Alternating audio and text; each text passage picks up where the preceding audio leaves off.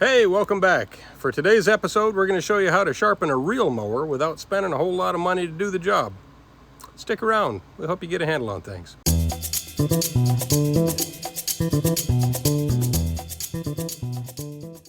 Now, a reel mower isn't all that complicated. You got a series of blades and you got a cutting bar in the back here that the blades strike against to do the cutting.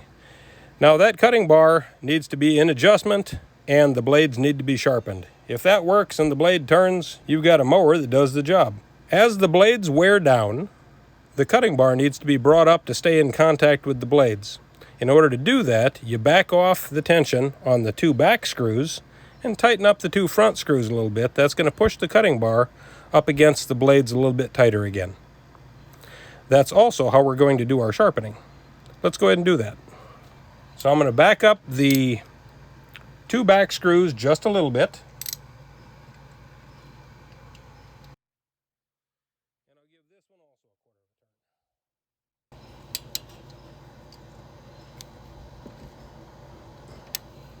And then I'm going to tighten up the front screws the same amount.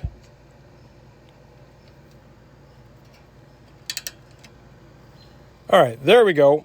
Our blade still turns pretty freely, even with the rust on it.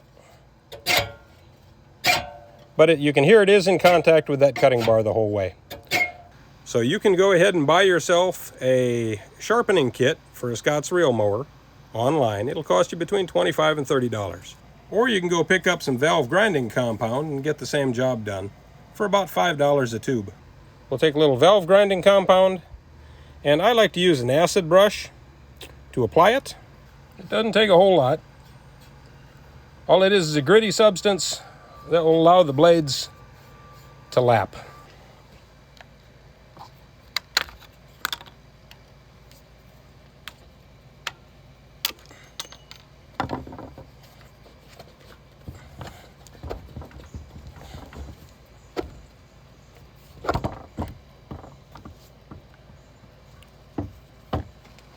Now, once you've removed the wheel, remove the gear, and that's going to expose the drive bar that runs the blade.